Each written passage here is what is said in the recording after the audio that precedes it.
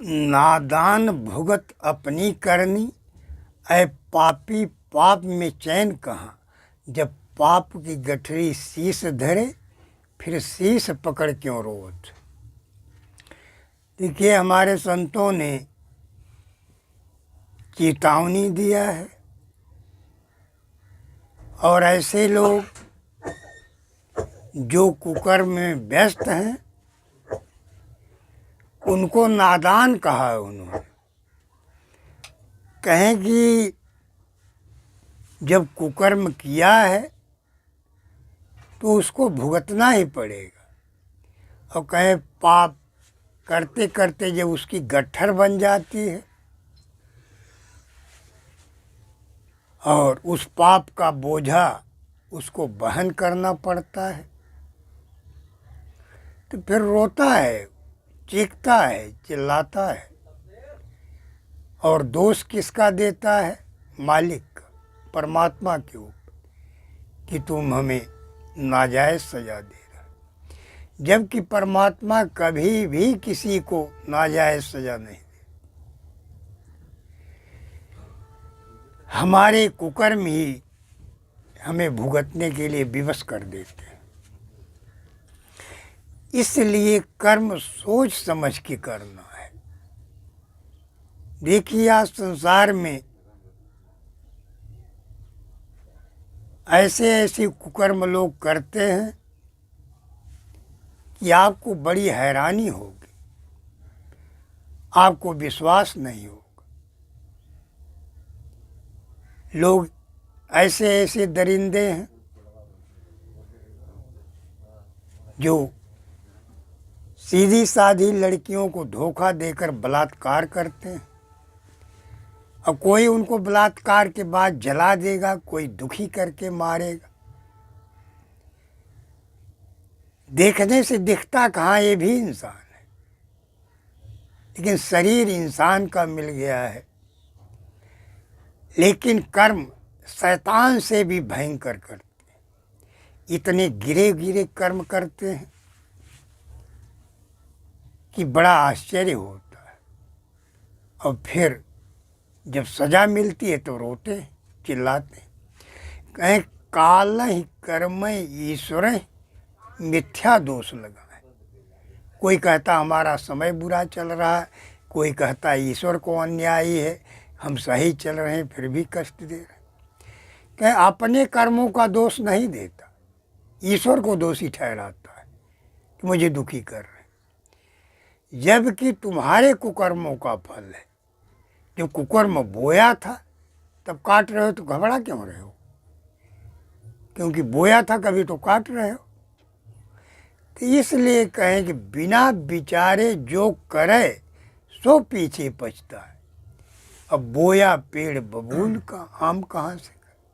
कहीं पेड़ तो लगाते हो बबूल का जिसमें कांटे कांटे हो, और सोचते हो उसमें आम का फल आए, तो कैसे आएगा? कहें अशुभ कर्म का फल अशुभ ही होगा। इसलिए हमें सोच समझ के कर्म करना चाहिए, क्योंकि कर्म करने का हमारा अधिकार है, लेकिन फल किसी और के अधिकार में। कहीं कर्मणे वाधिकारस्ते माँ फलेषु कदाचन। कहीं कर्म इंसान के अधीन है, लेकिन फल उसके अधीन नहीं। बहुत जगह आप नौकरी करते हैं, मालिक ने पैसे नहीं दिए, कर्म किया आपने, नहीं मिला। आपको पैसा मिल भी गया, जा रहे रास्ते में कहीं गिर गया या किसी ने छीन लिया। कर्म करने के बाद भी पैसा गया। किसान फसल बोता है, कभी बाढ़ आ जाती, इतना पानी बरसता सब फसल डूब के चौपट हो जाती। कभी सूखा पड़ जाता। किसान ने तो वही किया, बीज भी बोया, खाद भी डाला, सींचा भी, दवाइयाँ भी डाला, लेकिन कभी सूखा से फसल चली जाती, कभी बर्फ़ गिर गई, कभी तमाम बरसात हो गई। मेहनत तो किया उतनी, लेकिन फल नहीं मिला, क्योंकि फल किसी और के अधीन है। तो इसलिए हमें सिर्फ कर्म करना, फल की चिंता नहीं करना है। कर्म हमें करते रहना है, और वो भी वही कर्म करना जो धर्म के अनुकूल हो। जो अधर्म का कर्म है उसका त्याग कर देना चाहिए, क्योंकि यदि अधर्म का कर्म किया आपने तो दंड भी आपको ही भुगतना हो। इस संसार में कर्म का विधान है। कहें कर्म प्रधान विश्व रचि राखा, जो जस करे सो तस फल चाखा। कहीं जिसके जैसे कर्म है वो ऐसा फल चखता है। कोई ऐसा है जिसके बच्चे फुटपाथ पर पैदा हो जाते, किसी झोपड़ी में पैदा होते हैं, किसी कोठी में होते हैं, किसी के राजमहल में पैदा हो।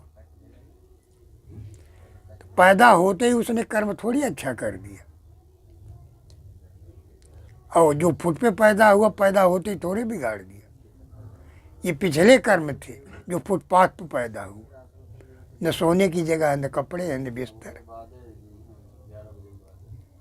और पैदा होते कोई अंधा पैदा हो, कोई लंगड़ा पैदा हो, तो पेट में थोड़ी उसने पाप किया था। ये पहले के संचित कर्म उसके साथ आते। इसलिए कोई लंगड़ा पैदा हो गया, कोई अंधा पैदा हो गया, कोई लूला पैदा हो गया, कोई बड़ा खूबसूरत पैदा हो गया, कोई बड़ा ताकतवर पैदा हो। ये हमारे पिछले कर्मों के अनुसार ऐसा होता है। कोई पैदा हुआ सोने की जगह नहीं, खाने की इंतजाम। कोई पैदा हुआ तो उसके जन्मदिन पर करोड़ों रुपए लुटा दिए जाते। आखिर क्यों? क्योंकि उसके पिछले जन्म के शुभ कर्म थे। इसलिए कोई ऐसा जिसके खाने के लिए नहीं मिल रहा, कोई ऐसा है जन्मदिन पर करोड़ों रुपए लुटाए जा रहे, क्योंकि उसके ऐसे कर्म थे, ऐसा बोया था उसे, इसलिए पैदा होती काटना शुरू कर दी। इसलिए हमें कर्म सोच समझ के करना है। देखिए आज का विषय है नाम एक है गुप्त अमोला, देख नयन मुख जात न बोला। कहें कुमार सुनो नर हेला, समझत सैन मगन हुआ चेला। आज इसी विषय के ऊपर सत्संग सुनाना है। कुछ सत्संग प्रेमियों ने अपने अपने सवाल किए हैं। पहले मैं उनके सवालों का जवाब दे देता हूँ, इसके बाद इस विषय पर आता हूँ। देखिए, एक हैं सिया राम जी मालवी। इन्होंने प्रश्न किया कि साहब जी, हम सत्संग में बहुत दिनों से हैं, लेकिन सार शब्द नहीं जान पाए, इसलिए यह बताने की कृपा करें कि सार शब्द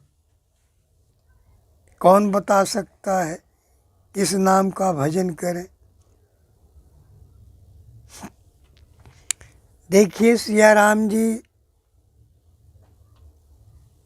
आज संसार में सारे डंका पीट रहे हैं, मैं सार शब्द जानता हूँ, चाहे उनको ABCD भी ना पता हो।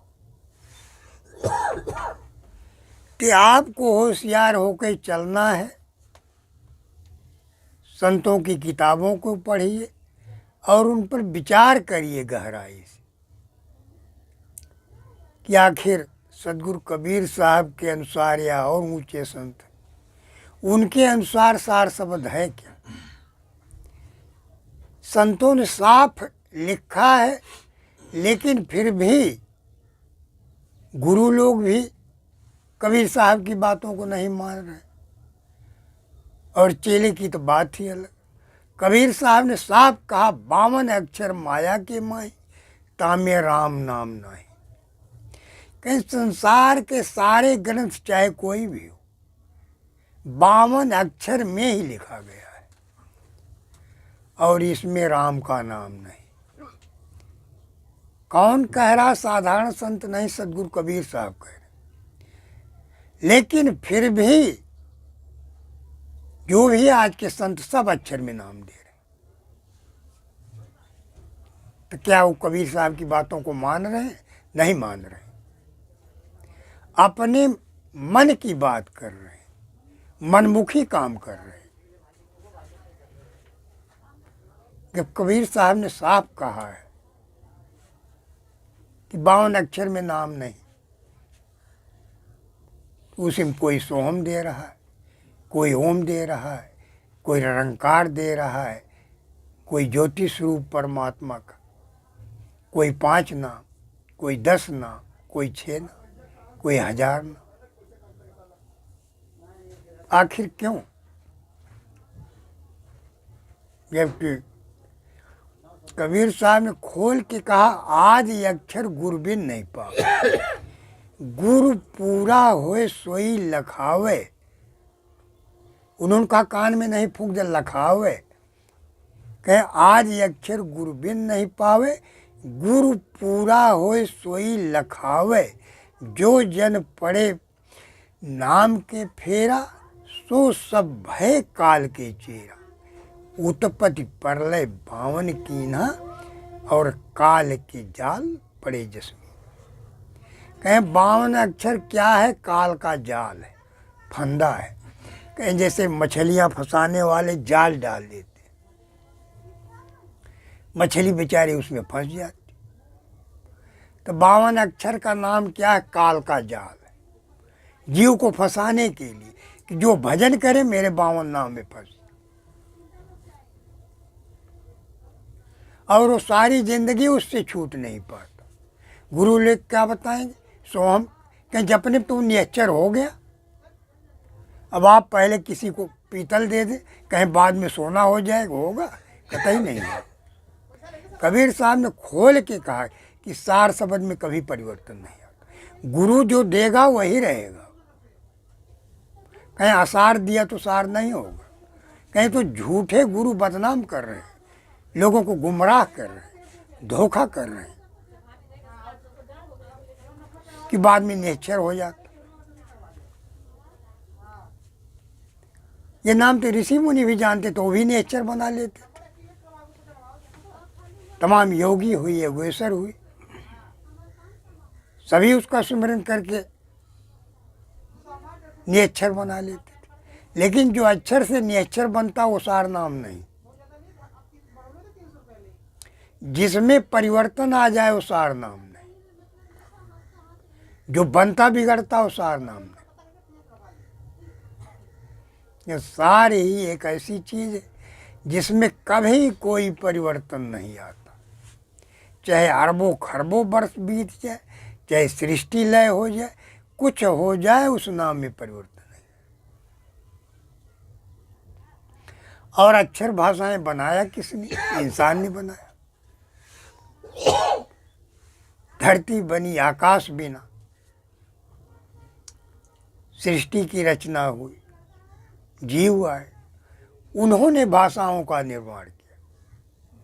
जब आकाश नहीं था, धरती नहीं थी, जीव नहीं था, तब कौन सी भाषा थी? जब नहीं था। इसलिए कबीर साहब ने कहा है, नहीं हाट नहीं बाट है, नहीं धरती नहीं धीर, असंख्य युग परलय गया तब की कहे कबीर। कहे मैं जब की बात कर रहा हूँ कि जब कोई रास्ता नहीं था, कोई बाजार नहीं था, कोई इंसान नहीं था, धरती नहीं थी, आकाश नहीं था। कहे मैं तब की बात सुना रहा हूँ। उन्होंने कहा धरती हती न पग धरू, नीर हता न नहाओ, और माता ने जन्माया नहीं, खीर कहाँ से खाओ। कहे मैं जब से घूम रहा हूँ धरती ही नहीं थी, तो मैं पैर कहाँ रखता था? कहीं धरती नहीं थी, कहाँ रखता था पैर? कहीं पानी ही नहीं था तो मैं नहाता कैसे था? और कहीं किसी माँ ने मुझे पैदा ही नहीं किया तो मैं दूध कैसे पीता? इसलिए कबीर साहब की बातों को समझने का प्रयास करना, उनका ज्ञान विलक्षण है, बातों का नहीं है। इसलिए सिया राम जी सोच समझ के गुरु बनाओ, इसी कबीर साहब ने बार बार चेतावनी दिया, सोच समझ के गुरु बनाना। 52 अक्षर में से कोई भी नाम आपकी नैया पार नहीं हो। ये भले है गुरु पहले बताता है कुछ आपका तन निर्मल हो, कुछ मन निर्मल हो, लेकिन इसके बाद आगे बताता है। बच्चा ABCD पढ़ता तो नहीं सारी ज़िंदगी ABCD पढ़ता रहे, उनका पहले बताओ कोई बात नहीं, लेकिन बाद में ऊपर उठाओ, अक्षर की सीमा को पार करा, क्योंकि अक्षर की रेंज वहाँ तक नहीं है जहाँ मालिक का निवास। अक्षर नहीं पहुँच सकता वहाँ। जिस मंजिल पर पहुँचना उसकी रेंज हमें जानना जरूरी। किस शब्द की रेंज है जो हमें हमारे धाम में प्रवेश करा दे। कहीं सार शब्द के अलावा किसी भी शब्द में ऐसी रेंज नहीं जो हमें हमारे परम धाम में पहुँचा दे। वही एक शब्द है जो हमें अपने धाम में पहुँचाने की क्षमता रखता है। बाकी और शब्दों की रेंज बीच में लटक जाएंगे, चाहे वो कोई भी हो। सिर्फ बातें बनाने से निर्णय नहीं हो। अब एक हैं ये दासन का कल्याण दास जी, इन्होंने लिखा कबीर साहब पंथी पारखी संत का नाम बताएं। देखिए दासन का दास कल्याण जी, गुरु की तलाश आपको करनी है, गुरु की पहचान आपको होनी चाहिए, आपको समझ होनी चाहिए। यदि आपको समझ नहीं है तो मैंने 8 किताबें लिखा है, वो यदि आप मंगाना चाहते हैं, किताबें हमारी फ्री हैं, लेकिन डाक खर्च अलग लगता है। तो मनी से आप पढ़ सकते हैं। पढ़ने से आपके समझ में आ जाएगा कि गुरु कैसा क्या होना चाहिए। और एक किताब मैंने लिखा है, लोग बार बार पूछते हैं गुरु की पहचान क्या है, कैसे जानना चाहिए। तो मेरी किताब का नाम है पूर्ण गुरु कौन जग माही, उसका नाम ही है। और उसको ध्यान से पढ़ेंगे तो आपको गुरु के बारे में संकेत में आप समझ जाएं। और एक राकेश गुप्ता जी हैं, इन्होंने लिखा निस्तत्वदर्शी संत का क्या मतलब है, कृपया बताएं। देखिए राकेश गुप्ता जी, इस संसार में ज्ञान बहुत है, लेकिन संतों के अनुसार पहला काम है तत्वदर्शन, तत्वों को देखना। अब तत्व में देखिए 5 तत्व से हमारी शरीर बनी हुई, इसका निर्माण किससे हुआ? 5 तत्वों से। कहीं क्षिति, जल, पावक, गगन समीरा और 5 तत्व से रचित शरीर। कहीं क्षिति, कहीं आकाश, जल, अग्नि, पानी, वायु, 5 तत्वों से हमारे शरीर का निर्माण किया गया। अभी 5 तत्वों को आपको दे दिया जाए, क्या मनुष्य शरीर निर्माण होगा? नहीं होगा। क्यों नहीं होगा? क्योंकि अग्नि से अग्नि जल रहे, आप अग्नि देख रहे, लेकिन अग्नि तत्व क्या है वो आपने जाना नहीं। पानी देख रहे हैं, लेकिन पानी तत्व क्या है कहे तत्व जाना नहीं। जब तक पांचों तत्व नहीं इकट्ठे होंगे तब तक बात नहीं बनी। तो क्या करना, पांचों तत्वों को देखना है। हवा चल रही, पहले बहुत संत कहते थे हवा देखी नहीं जा सकती, इसी तरह परमात्मा नहीं देखा जा सकता, महसूस किया जा सकता। हवा को भी हम देख सकते हैं, दिखाई देती है। आपकी श्वासा चलती दिखाई देती, श्वासा की गति कभी 8 अंगुल होती, 12 अंगुल भी होती, 16 अंगुल। आपको दिखाई देगा श्वासा कितनी दूर चल रही मेरी नाक से। ये 8 अंगुल भी आती, 12 अंगुल, 16 अंगुल तक जाती। और जीरो, जो सुषुम्ना चलती जीरो रहती, गति इसकी जीरो हो जाती। वो हमें दिखता है, सिर्फ दिखाई देता कि मेरी श्वास कितनी दूर चल रही।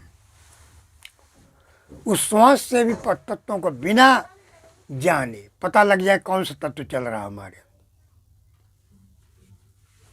सिर्फ श्वास से पता लग जाता मेरे अंदर इस समय कौन तत्व चल रहा। तो देखिए, है सब कुछ, दिखता भी सब कुछ, लेकिन उसकी युक्ति होनी चाहिए। और युक्ति में आपको निपुण होना पड़े, आपको करना है, आपको उतरना है। तो इसलिए देखिए राकेश गुप्ता जी, तत्व के बाद ये तो हो गया, जैसे आप जान गए तो आप ऐसे बैठे, आपको पता लग जाएगा मेरे अंदर अग्नि तत्व चल रहा है। जल तत्व चलेगा दिखाई देगा आपको, जल तत्व चल रहा है मेरे। अग्नि तत्व चलेगा दिखाई देगा। इसी तरह वायु तत्व चलेगा दिखाई देगा। किसको दिखाई देगा? आपको। और सब तत्वों की दूरी होती, इनका कलर होता। और कोई तत्व सीधा चलता, कोई तिरछा चलता, कोई ऊपर चलता, कोई नीचे। आपको दिखाई देगा कि ऊपर चल रहा है, बाएं चल रहा है, दाएं चल रहा है। और उनके गुण क्या है, उनके अवगुण क्या है, उस समय क्या करोगे तो क्या हो जाएगा, तत्वों से पता लग जाता है। इसलिए इसके बाद निस्तत्व होता है। कबीर साहब ने यही कहा धर्मदास को। देखिए, कुछ लोग जैसे अग्नि तत्व चलेगा तो आपको पीला दिखाई देगा, पीला कलर, तो आप जान जाएंगे हाँ मेरे अंदर अग्नि तत्व चल रहा है। हरा तत्व होगा वायु का, लाल तत्व लाल दिखाई देगा, समझो अग्नि तत्व चल रहा है। सफेद दिखाई देगा, समझो जल तत्व चल रहा है। ये तत्व है। इसके बाद कबीर साहब ने कहा, धर्मदास पट खोल देखो, तत्व में निस्तत्व है, तत्व में निस्तत्व दर से आवागमन निवाय। क्या कह रहे हैं धर्मदास? पट कहे पर्दा खोल दो, कहे तत्व के अंदर निस्तत्व छिपा हुआ है। पर्दा हट जाएगा, आपको दिखने लगेगा। क्यों नहीं दिख रहा? क्योंकि पर्दा पड़ा। जगत की माया ने पर्दा डाल दिया, ढक दिया सत्य को, जिसे जीव को दिखाई न दे। क्योंकि दिखाई देगा तो माया का पर्दा हट जाएगा, वो माया में वशीभूत नहीं हो। इसलिए माया की चालाकी जीव को फंसाने की, इसलिए पर्दा डाल दिया। इसलिए उस पर्दे को हटाना है। इसलिए कहें निस्तत्व भेद अति गुप्त है, 5-3 से न्यारा। कहें कुमार निस्तत्वीय हंस, जाए पुरुष दरबार। निस्तत्वीय हंस क्या, पुरुष के दरबार में प्रवेश कर जाता है, वहां पहुंच जाता है। क्योंकि निस्तत्वीय संत की ऐसी रेंज है, वो 5 तत्व और 3 गुणों से ऊपर उठ जाता है। और 5 तत्व 3 गुण ही हमें माया में बांधते, हमें पकड़ते हैं। इसलिए इससे ऊपर उठ जाएंगे, इनका आकर्षण ही खत्म हो जाएगा। जैसे चुंबक है, लोहा है, चुंबक खींचेगा लोहा, अपने रेंज में पाए खींच लेगा, और वही लोहा सोना बन जाए, चुंबक निष्क्रिय हो जाए। सटा दीजिए जब भी वो पकड़ नहीं पाएगा। तो उसी तरह कहे जीव उस नाम को टच होते लोहे से स्वर्ण बन जाता, तब माया का असर निष्क्रिय हो जाता। कंचन कामनी उसे खींच नहीं पाती।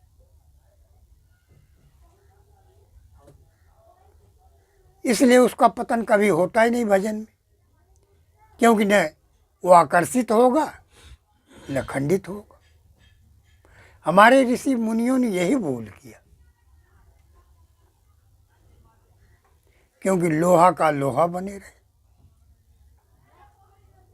स्वर्ण बन नहीं पाए,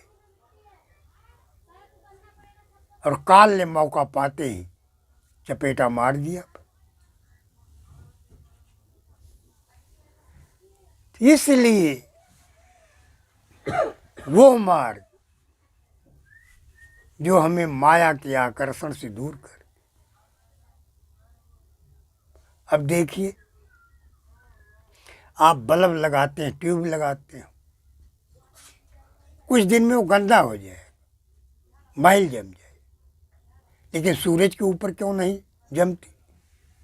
वो तो करोड़ों वर्ष से जल रहा है, वहां मट्टी क्यों नहीं जमती? क्योंकि उसमें ऐसी सामर्थ्य। इसी तरह जो पूर्ण संत होते हैं, पाप रूपी मैल उनके ऊपर आ नहीं सकती, दूर से ही जल के भस्म हो जाती। जैसे धूल, मिट्टी, कण सूरज के पास पहुंचने से पहले जल जाता, जल के भस्म हो जाता। इसलिए कहें समर्थ को नहीं दोष गोसाई, रवि पावक सुरसर की। कि जो समर्थ होता है उसको दोष नहीं लगता। कहे रवि, सूर्य, वो पापी के ऊपर भी किरणें पड़ती, व्यभिचारी के ऊपर भी, फूल के ऊपर भी पड़ती है, टट्टी के ऊपर भी पड़ती है, गंदी नाली के ऊपर। ये सूर्य कभी गंदा नहीं, क्योंकि वो समर्थ है। अग्नि पापी को भी जला देती, फूल को भी जला देती, लैट्रिन को भी जला देती, लेकिन अग्नि के ऊपर कोई असर नहीं पड़ता। वो ज्यों की त्यों बनी रहती, क्योंकि उसमें ऐसी सामर्थ्य, ऐसा अपने को उठा लिया है कि उसका पतन कभी नहीं हो। इसलिए अपने को उठाना है, माया की रेंज से ऊपर उठ जाना है, जहां माया का आकर्षण खत्म हो जाता, जहां माया दासी बन जाती, उस रेंज पर आकर स्थित हो जाता। इसलिए एक हैं बिंदर जी, इन्होंने कहा सत्संग का भेद और अर्थ क्या है। देखिए बिंदर जी, सीधा खुली बात, सत्संग का मतलब सत्य से संग कर लेना, जुड़ जाना, मिल जाना। इस बात से साफ जाहिर है कि हम सत्य से अलग हो चुके। अब क्या करना? सत्य से मिलना है, या सत्य से मेल हो जाए। और सत्य क्या है? आत्मा। परम सत्य क्या है? परमात्मा। आत्मा परमात्मा का मिलन, भगत और भगवान का मिलन, बूंद और सागर का मिलन। कि क्या करना? मिलन करना, मेल करना। इसी को सत्संग कहते हैं, मतलब जुड़ जाना, शब्द और सुरती का एक हो जाना। सुरती अलग है, शब्द अलग है, तब तक सत्संग नहीं, तब तक सत अलग है, संग अलग। इसलिए सुरति शब्द जब एक में समावेश हो, लेकिन कौन सी सुरति, कौन सा शब्द, ये जानना आवश्यक है। अब 2 मिनट के लिए